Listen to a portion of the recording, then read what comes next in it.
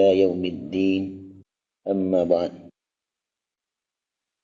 قرآن مجید اللہ سبحانہ و تعالی کی ایک مقدس کتاب ہے، اور اس کے بارے میں حضرت علی رضی اللہ تعالی عنہ فرمایا کرتے تھے حضرت علی رضی اللہ تعالی عنہ فرمایا کرتے تھے کہ جب میرا جی چاہتا ہے کہ میں قرآن پاک، جب وہ فرماتے تھے کہ جب میرا جی چاہتا ہے کہ میں اللہ سبحانہ و تعالی سے باتیں کروں تو میں نماز پڑھتا ہوں، اور جب میرا جی چاہتا ہے کہ اللہ سبحانہ و تعالی مجھ سے باتیں کریں تو مجھے یہ کیفیت ہوتی ہے کہ دل چاہتا ہے تو اس وقت قرآن پڑھتا ہوں، کیونکہ قرآن ایک اللہ کی کتاب ہے۔ تو درس قرآن کا مطلب یہ ہے کہ ہم ایسا سبق سیکھیں، ایسی چیزیں اللہ نے قرآن میں ارشاد فرمایا ہے اور ہمیں کیا کرنا چاہیے۔ یہ پوائنٹ جب ہمارے ذہن میں ہوگا تو تبھی ہمیں درس قرآن کی مکمل طور پر سمجھ آ سکے گی، کہ ہمیں پتہ چل سکے کہ قرآن میں اللہ سبحانہ و تعالیٰ کیا فرما رہے ہیں اور ہمیں کیا کرنا ہے۔ اور اس حوالے سے ہم نے ایک ٹاپک جو سٹارٹ کیا ہوا تھا وہ تھوڑا سا ریپیٹ کیے دیتا ہوں، اور اس کے حوالے سے بات یہ تھی کہ اللہ سبحانہ و تعالی نے سورہ الذاریات آیت نمبر 56 میں اللہ سبحانہ و تعالی فرماتے ہیں وَمَا خَلَقْتُ الْجِنَّ وَالْإِنسَ إِلَّا لِيَعْبُدُونِ، ہم نے جنوں اور انسانوں کو صرف اور صرف اپنی عبادت کے لیے پیدا کیا، یعنی کہ جنوں اور انسانوں کی تخلیق کا مقصد صرف عبادت۔ اور اس سے اگلی آیت 57 نمبر آیت میں اس کی توجیہ مل جاتی ہے کہ اللہ سبحانہ و تعالیٰ فرماتے ہیں ما اريد منهم من رزق وما اريد ان يطعمون، اللہ کہتے ہیں میں ان سے کوئی رزق نہیں چاہتا، میں ان سے کوئی رزق تو نہیں چاہتا، اور نہ میں یہ چاہتا کہ مجھے کھانا کھلائیں، نہ میں یہ چاہتا ہوں مجھے کھانے کو دیں۔ تو اب اللہ سبحانہ و تعالیٰ یہ کہہ رہے ہیں کہ میرے انسانوں اور جنوں کو پیدا کرنے کا مقصد صرف بندگی ہے۔ اب عبد کہتے ہیں بندے کو، غلام کو۔ ایک آقا ہوتا ہے، مالک ہوتا ہے، اور ایک نوکر ہوتا ہے۔ اب نوکر کی یہ ڈیوٹی ہوتی ہے کہ جو مالک نے کہنا ہے فوراً وہ کام کو کرے۔ اگر نوکر تنہا بھی لیتا جائے اور جو ہے پھر ڈیوٹی بھی اپنی مرضی سے کرے، دل چاہا کوئی کام کر دیا، دل چاہا نہ کیا، دل چاہا سویا رہا، تو پھر مالک کو ایسا کی ضرورت نہیں ہوتی، وہ تو اس کو جناب چھٹی کرا دے گا نا۔ تو اس لیے ہم بھی اللہ کے بندے ہیں، اللہ کے عبد کہتے ہیں غلام کو، تو ہم بھی اللہ کی بندگی کرنے والے ہیں۔ تو ہمیں بھی یہ چاہیے کہ اللہ تعالی کی عبادت کو اور اللہ کے احکامات کو فوری بجا لیں۔ اور اللہ سبحانہ و تعالیٰ کی عبادت کیا ہے؟ عبادت ہر اس کام کو کہتے ہیں جس کو کرنے سے اللہ سبحانہ و تعالیٰ راضی ہوں، اور عبادت کی بہت ساری قسمیں ہیں جو انشاءاللہ پھر کبھی کسی لیکچر میں ہم وضاحت کریں گے۔ تو عبادت کا معنی بیسیکلی یہ ہے کہ عبادت نام یہی ہے کہ ہم اللہ سبحانہ و تعالیٰ کے تمام احکامات کو، تمام جو ہے اللہ کے احکامات کو ادا کریں، ایسے کام کریں نیک جو ان سے اللہ راضی ہوتے ہیں۔ تو اس کے بعد اگلی بات کی تھی ہم نے سورہ ملک کے حوالے سے۔ سورہ ملک کی آیت نمبر 23 میں اللہ سبحانہ و تعالیٰ فرماتے ہیں کہ جب اللہ نے ہمیں پیدا کیے عبادت کے لیے، تو ہمیں سب پیدا کیا، کیا کیا چیزیں پیدا کی ہماری؟ قُلْ هُوَ الَّذِي أَنشَأَكُمْ وَجَعَلَ لَكُمُ السَّمْعَ وَالْأَبْصَارَ وَالْأَفْئِدَةَ قَلِيلًا مَا تَشْكُرُونَ۔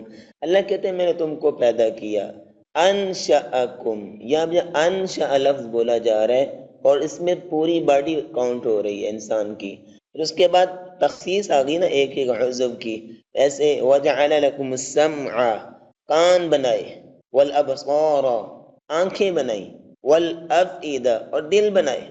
اب یہ تینوں چیزیں بنائی ہم اللہ نے، پہلے پوری باڈی کاؤنٹ کی، پھر یہ تینوں چیزیں تخصیص کے ساتھ بیان کی۔ تو اللہ کہتے ہیں قلیلا ما تشکرون، تم میں سے بہت تھوڑے جو شکریہ ادا کرتے ہیں۔ کیا مطلب؟ اللہ کہتے ہیں میں نے تم کو بنا تو دیا، کان تو بنا دیے، لیکن بہت کم لوگ ہیں جو ان کو اللہ کی عبادت کے لیے استعمال کرتے ہیں۔ اللہ نے آنکھیں تو بنا دی، لیکن بہت سے کم لوگ ہیں جو ان آنکھوں کو عبادت کے لیے استعمال کرتے ہیں۔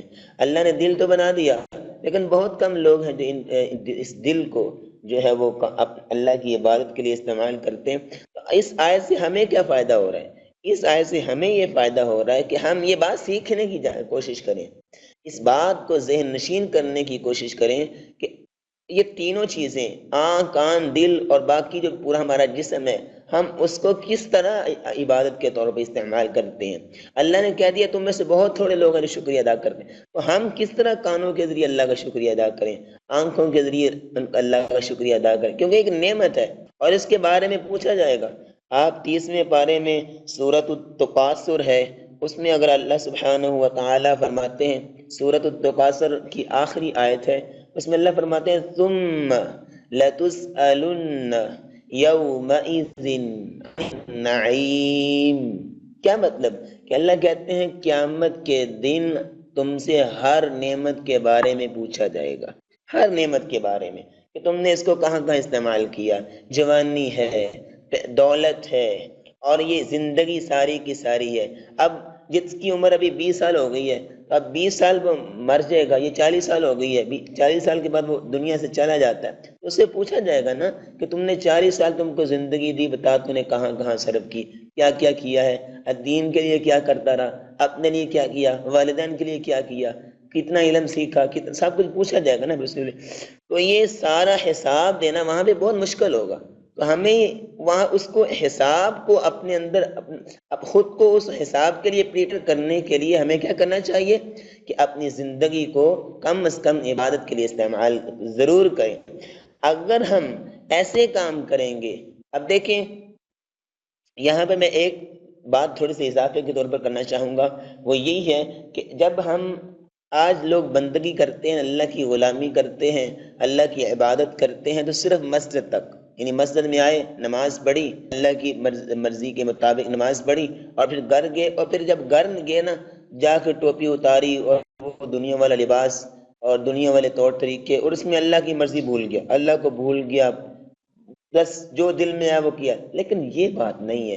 لیکن جب آپ مسجد میں بھی اللہ کی مرضی کے مطابق رہیں، گھر میں بھی اللہ کی مرضی کے مطابق رہیں، آپ اپنے کاروبار میں، اپنی ڈیوٹی میں، اپنے دوستوں کے ساتھ، اپنی محفل میں، اپنے بازار میں، اپنی جہاں بھی آپ جائیں، تو اللہ کی مرضی کے مطابق رہیں، تو آپ کا قدم قدم آپ کا عبادت ہوگا، یعنی آپ کا قدم اٹھانا بھی عبادت بن جائے گا، آپ کے ہاتھ اٹھانا بھی آپ کی عبادت بن جائیں گے، ایون کہ یہاں تک کہ آپ کا واش روم جانا بھی عبادت، حدیث کے الفاظ ہیں اپنی طرف سے نہیں، ایون کہ آپ کا واش روم جانا بھی عبادت بن جائے گا، آپ کا سونا بھی عبادت بن جائے گا۔ تو اس سے پھر آپ اپنی زندگی کا جو مقصد ہوگا اس کی طرف آ جائیں گے۔ مین یہی بات ہے کہ آپ اپنی زندگی گزاریں اللہ کی طرف۔ ایک نظریہ ہمیں اپنے مائنڈ میں فٹ کرنا ہوگا، ایک نظریہ اس کے لیے کہ ہم جو بھی کام کریں، دنیا کے اندر رہیں، جیسے مرضی رہیں، کیونکہ قرآن کے الفاظ ہیں وَلَا تَنْسَ نَصِيبَكَ مِنَ الدُّنْيَا۔ اللہ کہتے ہیں دنیا کے اندر رہتے ہوئے اپنے حصے کو مت بھولیے، یعنی دنیا کے اندر جو حصہ ہے آپ کا، آپ کی خوشیاں ہیں، آپ کا رزق ہے، آپ کی جناب شادی بیاہ ہے، دوسری چیزیں، آپ کی جو حصہ ہے دنیا کے اندر، ایک سکون ہے، آرام ہے، اس کو مت بھولیے، وہ آپ کو ملے گا۔ لیکن دنیا کے اندر رہتے ہوئے غالب پہلو دین کا ہونا چاہیے، یعنی آپ نے دنیا میں رہنا ہے، جس طرح مرضی زندگی گزارو، لیکن قدم اٹھانے سے پہلے ایک بات یہ سوچ لیا کرو کہ میں جو کام کرنے جا رہا ہوں، کہیں اللہ اس پہ ناراض تو نہیں ہوں گے، کہیں اس میرے اللہ سبحانہ و تعالی ناراض تو نہیں ہوں گے، کہیں اس پہ رسول اللہ صلی اللہ علیہ وسلم کی نافرمانی تو نہیں ہوگی۔ جب یہ نظریہ تمہارے مائنڈ میں فٹ ہو جائے گا، تو پھر تم وہ کام کرو گے جس کے اللہ کہہ رہے ہیں، وہ کام کرو گے جس پہ تمہارے مالک راضی ہیں، جس پہ تمہارے خالق راضی ہیں، اس سے پھر یہ ہوگا کہ آپ پورا جو بندگی، آپ کا پورا جسم، آپ کی پوری زندگی ایسی ہو جائے گی، چاہے آپ اپنے لیے کاروبار کریں، ڈیوٹی کریں، لیکن آپ کی جو ہے وہ عبادت لکھی جائے گی۔ تو یہی ایک پراپر چیز ہے۔ لیکن ہم اب عبادت ہم نے جان لیا کہ عبادت، اب ایک تھوڑا سا اضافے کے طور پر آئیں گے کہ کل قیامت کے دن ہمیں اللہ سبحانہ و تعالی یہ جو ہمارے زندگی دی ہے، یہ جو اللہ نے ہمیں نعمتیں دی ہیں، ان کے بارے میں پوچھا جائے گا۔ تو اس کے بارے میں آپ سورۃ الاسراء ہے، جس کو سورہ بنی اسرائیل بھی کہتے ہیں، 15ویں پارے میں کے شروع میں آتی ہے، تو اس میں اس کی آیت نمبر 36 ہے۔ اس کو آپ دیکھیں گے تو اس میں آئے گا وَلَا تَقْفُ مَا لَيْسَ لَكَ بِهِ عِلْم إِنَّ السَّمْعَ وَالْبَصَرَ وَالْفُؤَادَ كُلُّ أُولَئِكَ كَانَ عَنْهُ مَسْئُولًا۔ کیا مطلب یہ کہ وَلَا تَقْفُ مَا لَيْسَ لَكَ بِهِ عِلْم، اللہ کہہ رہے ایسی بات کے پیچھے مت پڑو جس کا تمہیں علم نہیں ہے، جس کا تمہیں سمجھ بوجھ نہیں ہے۔ ایسی بات کے پیچھے مت پڑو کہ ایسے خام خواہی جو ہے اپنے آپ کو فضول کاموں میں لگا دو۔ یہاں اس سے پوائنٹ کیا ہے کہ اپنے آپ کو ایسے کاموں میں لگانا جس سے تمہیں کوئی فائدہ نہیں ہوتا۔ اس سے بہتر یہ تم ایسا کام کر لو جس سے تمہیں کچھ فائدہ ہو رہا ہو۔ فضول کاموں میں ہم اپنا وقت ضائع کریں۔ اگر پاس والے پڑوسی لڑ رہے ہوں تو ان کو لوگوں کی کوشش یہ ہوتی ہے کہ ہم کان لگا کے اس میں پتہ نہیں کون سا کام کس وجہ سے ان کی لڑائی ہو رہی ہے۔ بھائی تمہیں کیا پرابلم ہے؟ تم اپنا کام کرو، اپنے لیے محنت کرو، اپنے لیے۔ تو اس سے یہ ہوتا ہے کہ ہم جو ہے وہ کام کریں جس سے ہمیں کچھ فائدہ ہو۔ اللہ کہتے ہیں وَلَا تَقْفُ مَا لَيْسَ لَكَ بِهِ عِلْم، تم وہ کام کرو جس سے تمہیں کچھ فائدہ ہوتا ہو، ایسے چیزوں کے پیچھے مت پڑو جن کا تمہیں علم نہیں ہے۔ کیوں؟ ان السمع، بے شک جو کان ہے، والبصر اور آنکھیں ہیں، والفؤاد اور دل، ان تینوں چیزوں کے بارے میں اللہ کہتے ہیں کل اولئک، ان ساری چیزوں کے بارے میں عنہ مسئولا، ان کے بارے میں پوچھا جائے گا، ان سے سوال کیا جائے گا۔ بتا تجھے آنکھ دی تھی تو نے کس کاموں میں استعمال کی؟ ان کو دین کے لیے کیسے استعمال کیا؟ عبادت ان سے کیسے کرتا تھا؟ تمہیں کان دیے، ان کو کس کس کاموں میں لگایا؟ تمہیں دل دیا، اس کو کیسے تم نے جو ہے وہ ایمان اس میں پیدا کیا؟ یہ ساری چیزیں کل اولئک کان عنہ مسئولا، ان کے بارے میں کل قیامت کے دن پوچھا جائے۔ اور اللہ سبحانہ و تعالی سورہ فجر آیت نمبر 14 میں فرماتے ہیں ان ربک لبالمرصاد، یعنی کہ اللہ گھات لگائے ہوئے ہیں۔ جیسے کوئی ہوتا ہے نا گھات لگا دینا، یعنی کہ پکڑنے کی کوشش میں رہنا کہ کب تھوڑی سا سراغ ملے تو اس کو فوراً جبڑ لیں، پکڑ لیں۔ تو ایسے اللہ گھات لگائے ہوئے ہیں۔ ان ربک لبالمرصاد، کیا مطلب گھات لگانے سے؟ یعنی اللہ ہماری ایک ایک چیز نوٹ کر رہے ہیں کہ ہم قدم کیسے اٹھاتے ہیں، ہم ہاتھ کیسے اٹھاتے ہیں، ہم اپنے دل میں کیا سوچ رہے ہیں، ہم اس وقت کیا کرنا چاہ رہے ہیں۔ یہ اللہ سب کچھ نوٹ کر رہے ہیں اور دیکھ رہے ہیں۔ اور کیونکہ اللہ نے ہمیں اختیار دیا ہوا ہے، یہ جو دل ہے نا اس کے اندر دونوں چیزیں فٹ کر دی ہیں۔ فَأَلْهَمَهَا، سورہ شمس میں آتا ہے فَأَلْهَمَهَا فُجُورَهَا وَتَقْوَاهَا، کہ اللہ نے اس دل کے اندر فجورہا وتقواہا، گناہ کرنے کی بھی صلاحیت رکھ دی ہے اور نیکی کرنے کی بھی صلاحیت رکھ دی ہے۔ اب دونوں چیزیں پیدا کر دی ہیں، نیکی کی اور گناہ دونوں کی۔ لیکن کامیاب کون ہوگا؟ اس کی اگلی آیت میں اللہ فرما رہے ہیں قد افلح من زکاہا، کامیاب وہی ہوگا کہ جو اس کو پاک رکھے گا، یعنی دل کو پاک رکھے گا۔ تو لہذا دل کے بارے میں ابھی بات نہیں ہو رہی، تو بات کرنے کی کوشش کریں گے اسی آیت کے بارے میں کہ ہم ان اپنے جسم کو عبادت کے طور پر کیسے استعمال کریں۔ سب سے پہلے تو ہماری پوری باڈی ہے کہ ہم اپنے پورے جسم کو جو ہے وہ عبادت کے طور پر کیسے استعمال کریں، اس پہ بات کرتے ہیں۔ اللہ سبحانہ و تعالیٰ سورہ ملک کی آیت نمبر 23 میں فرماتے ہیں قُلْ هُوَ الَّذِي أَنشَأَكُمْ، جس نے تم کو پیدا کیا۔ اب اس میں پورے جسم کو عبادت کے طور پر کیسے استعمال کرنا ہے اس کے بارے میں پیچھے بھی وضاحت کر چکا ہوں کہ آپ جب یہ نظریہ فٹ کر لیں گے کہ میں جو بھی کام کروں گا اللہ کی مرضی کے مطابق وہ کروں گا جس میں اللہ راضی ہو رہے ہوں، جب بھی قدم اٹھاؤں گا یہ سوچوں گا کہ کہیں اللہ اس پہ ناراض تو نہیں ہوتے، اللہ کی رضا یہاں اتنی حاصل ہوتی ہے۔ جب یہ نظریہ پیدا ہو گیا اور تو پھر ہمارا پورا جسم جو ہے وہ عبادت میں ملوث ہو جاتا ہے۔ اس کے بعد ہماری جتنی بھی عمر ہو چکی ہے، جس دن اگر شاید عامر بھائی موجود نہیں ہے، اس دن عامر بھائی کی مثال دی تھی، ان سے عمر پوچھی تھی، انہوں نے کہا تھا 24 سال ہے۔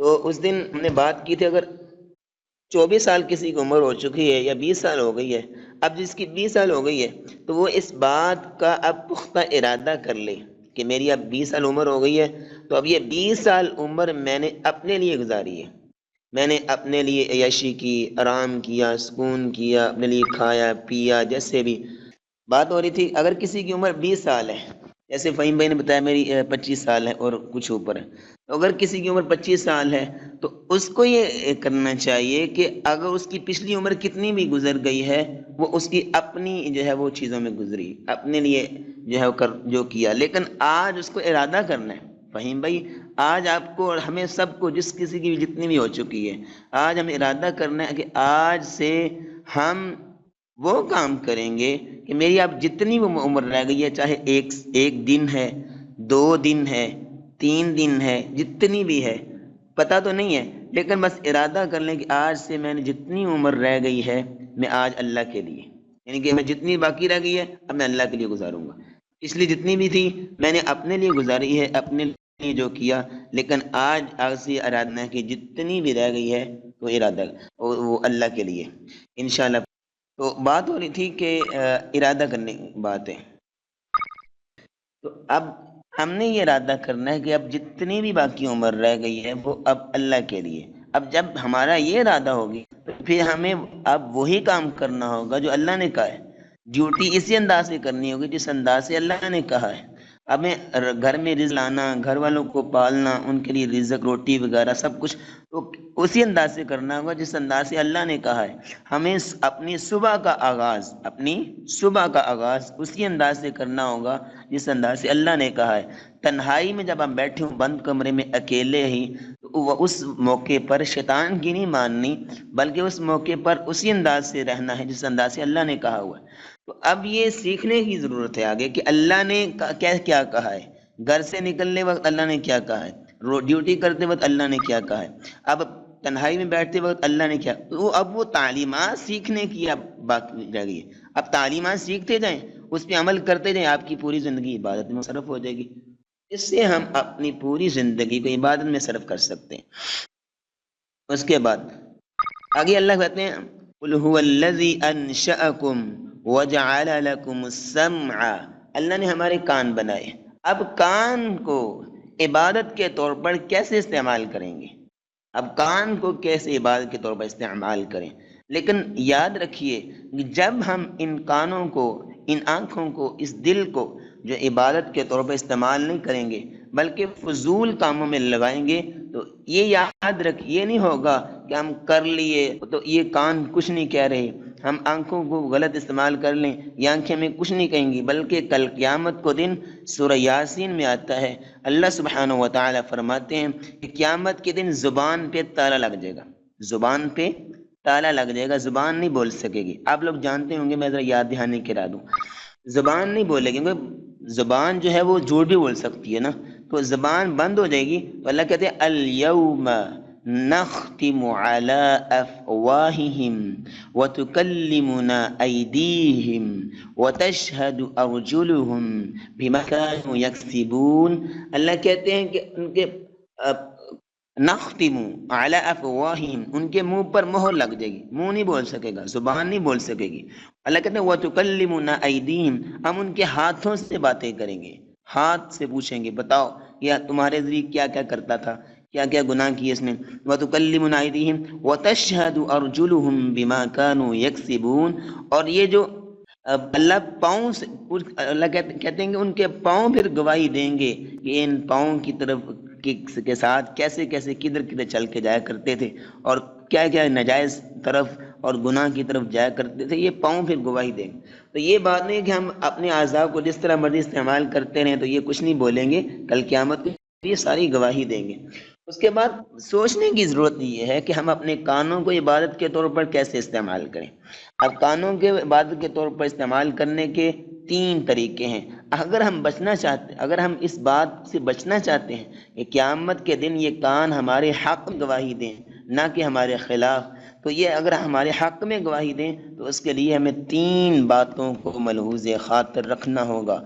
سب سے پہلی بات کہ کسی کی پردے والی بات کو نہیں سننا. یہاں سے توجہ کیجئے گا کہ کانوں کو عبادت کے طور پر کیسے استعمال کرتے ہیں. سب سے پہلی بات کہ کسی کی پرائیویسی، کسی کی پردے والی بات کو نہیں سننا. میں آپ کو بتا دوں کہ ایک وقت کچھ علماء بیٹھے تھے تو کیا ہوا، ایک بھائی کا فون آ گیا، گھر سے فون آ گیا.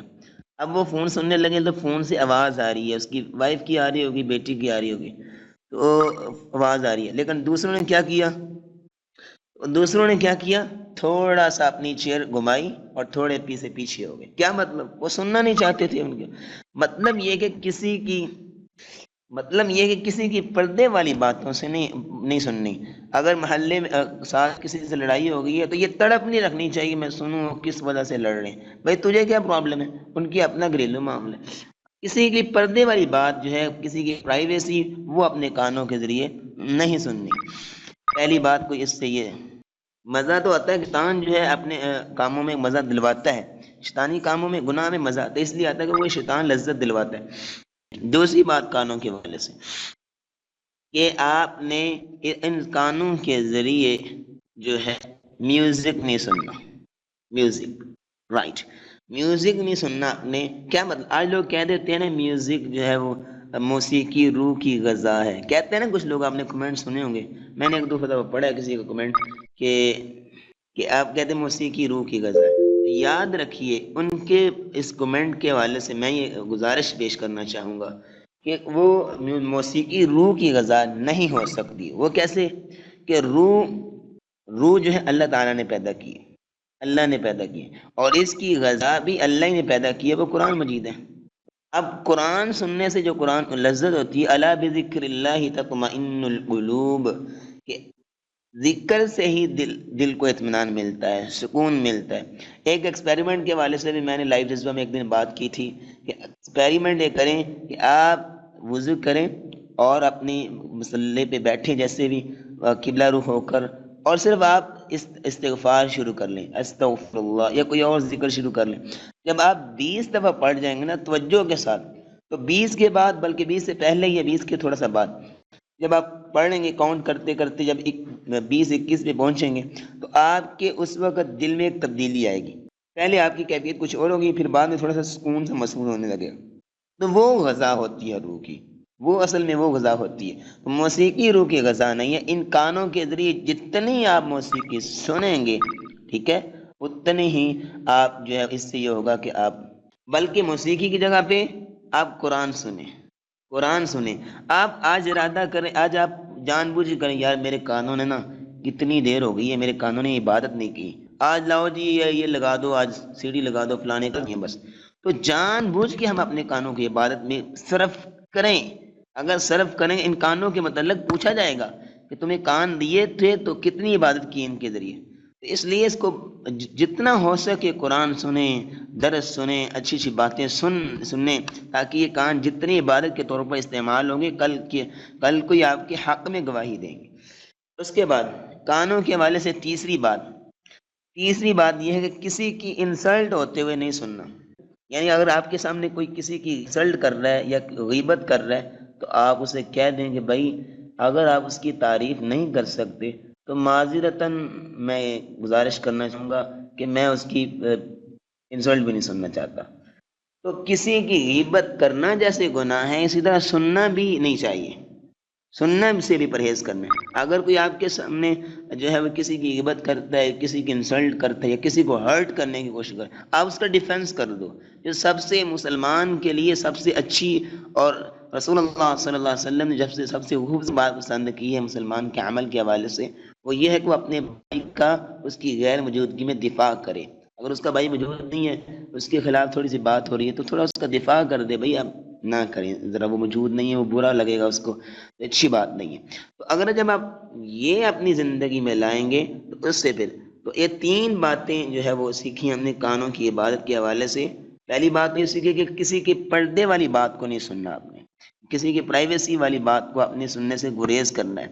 دوسری بات ہے کہ میوزک سے جو ہے وہ، جیسے ستم بھائی نے بھی کہا، میوزک سے اوائڈ کرنا ہے. موسیقی روح کی غذا نہیں ہے، قرآن روح کی غذا ہے، اور اس سے جو ہے وہ روح کی غذا ذکر اذکار ہے. اور ان کو جو ہے دینا چاہیے. موسیقی سے آپ نے پرہیز کرنا ہے. اگر کوئی سنتا بھی ہے، میں یہ نہیں کہتا کہ آپ سنتے ہوں گے، آپ کے معاشرے میں آپ کے ارد گرد جتنے بھی لوگ سنتے ہیں ان سے پوچھئے. میں آپ کو بتا دوں کہ میں بھی سنتے ہیں، تو سنتے ہوں گے تو نہیں سننے چاہیے نا، مطلب یہ اچھی بات نہیں ہے ایک مسلمان ہونے کی حیثیت سے. تو کچھ لوگ ہوتے ہیں ہمارے ہاسٹل میں تھے کچھ لوگ، وہ یہ تھے کہ رات کو سوتے وقت ہینڈ فری کانوں کو لگائی اور سو گئے. اور میں نے کہا بھائی تم ایسے کیوں سوتے ہو؟ کہ ویسے اگر سننا ہی چاہتے ہو زیادہ ہی تو بعد میں سن لو، سوتے وقت تم مر گئے تمہارا کیا بنے گا؟ ماشاء اللہ ماشاء اللہ، اپریشیٹ کریں گا ستم بھائی کو کہ انہوں نے 80% کم کر دیا پہلے کی نسبت. ماشاء اللہ، سارے اپریشیٹ کریں ذرا بھائی ستم بھائی کو، بہت پیاری ماشاء اللہ ان کی کاوش ہے. تو وہ لوگ کہنے لگے تھے ہم جب تک ایک سانگ سن نہ لیں، کوئی گانا سن نہ لیں تو ہمیں نیند نہیں آتی. تو یہ کیونکہ ان کی ایک روٹین بن چکی ہے، ان کی ایک عادت ہو چکی ہے، ان کا جو جسم ہے، حالانکہ ان کی روح تڑپتی ہے، ان کو نیند پھر بھی نہیں آتی، روح تڑپتی ہے. کیونکہ روح کی غذا اصل میں، اگر آپ کی جو غذا ہے اچھی چیز ہے، میٹھی چیز آپ پسند کرتے ہیں، غذا ہے، لیکن اب کڑوی چیز آپ کو کھلا دی جائے زبردستی تو آپ تو تڑپیں گے اور کیا کریں گے. تو اسی طرح روح کی غذا کیا نام ہے، قرآن مجید ہے اور ذکر اذکار ہے. اگر اب ہم موسیقی اس کو سنائیں گے کہ اور چیزیں لگائیں گے سنائیں گے اس کو تو پھر تڑپے گی تو اسے چین نہیں آئے گا پھر.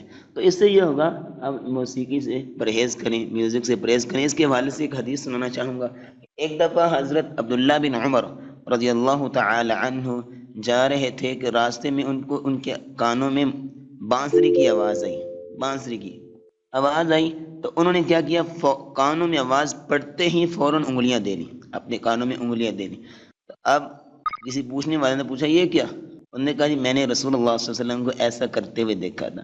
کیا مطلب کہ وہ صحابہ کرام اور رسول اللہ صلی اللہ علیہ وسلم پسند بھی نہیں کرتے تھے کہ ان کے کانوں میں بانسری کی آواز. لیکن آج ہم اتنے جو کلاسیکل میوزک آ چکے ہیں اور اتنے ہیوی قسم، پتہ ہی نہیں ہے ہمیں کچھ، بس لذت آتی ہے تو ہم کہتے ہیں واہ بھائی واہ بہت کمال. اور یہ ایسے اسٹوڈیوز ہم نے جو لوگوں نے فٹ کیے ہوئے ہیں. تو یہ اس سے یہ ہوگا، اس سے ہم نے فوراً ان کو فتوے نہیں لگانے شروع کر دینے کہ بھائی تم حرام کر رہے ہو، غلط کر رہے ہو. اس سے وہ لوگ، اور بلکہ ان کے اندر ایک احساس پیدا کریں کہ وہ خود ہی سمجھے کہ یہ بری چیز ہے، وہ خود ہی سمجھے اس بات کو کہ بری چیز ہے. اگر ہم حضور میں ان کو کہہ دیں کہ بھائی نہ کرو بھائی یہ غلط ہے جی حرام ہے، تو وہ پھر چھوڑنے کی بجائے وہ ہم سے ضد کریں گے. اس لیے بہتر یہ ہے کہ آپ اس انداز سے ان کو کہیں کہ وہ خود ہی سمجھیں کہ یہ غلط ہے. اس کے بعد آخری بات میں نے کی تھی کانوں کی بات کے حوالے سے کہ اپنے کانوں سے کسی کی انسلٹ ہوتے ہوئے یا کسی کی غیر موجودگی میں اس کی بری بات ہوتے ہوئے نہیں سننی اپنے کانوں سے. اگر ہم ان تینوں چیزوں کا خیال رکھیں گے جو میں نے ایک ناقص علم ہونے کی صورت میں آپ کو بتائی ہیں، تو ان سے یہ ہوگا کہ ہم کانوں کا جو اللہ نے ہمیں نعمت دی ہے اس کا حق ادا کر سکیں. اور روزانہ ایک روٹین بنا لیں، تقریباً زیادہ نہیں 10-15 منٹ بنا لیں. اس سے یہ ہوگا کہ آپ تھوڑی سی آڈیو لگا کر تھوڑا کسی کا قرآن سن لیں، اور اس سے ہوگا کانوں میں اس کی جو ہے اللہ کی نعمت ہے اس کا حق ادا ہو جائے گا. آج کے اس ٹاپک میں ہم نے بات سیکھی کہ ہم اپنے آپ کو عبادت کے طور پر کیسے استعمال کریں. جیسے کہ اللہ سبحانہ و تعالی نے فرمایا کہ تم کو عبادت کے لیے پیدا کیے. ہم نے یہ بات سیکھی کہ ہم اپنے آپ کو کیسے عبادت کے طور پر استعمال کریں. اللہ نے ہمیں کان، آنکھ اور دل دیا ہے نعمت کے طور پر، تو ہم ان کو عبادت کے طور پر کیسے استعمال کریں. آج ہم نے بات کی کانوں کے حوالے سے، کل انشاءاللہ اس سے آگے اپنے لیکچر کو سٹارٹ کریں گے. تب تک کے لیے اجازت دیجیے، اپنا خیال رکھیے گا، اپنوں سے زیادہ دوسروں کا. جزاکم اللہ خیر، احسن الجزا. السلام علیکم ورحمۃ اللہ.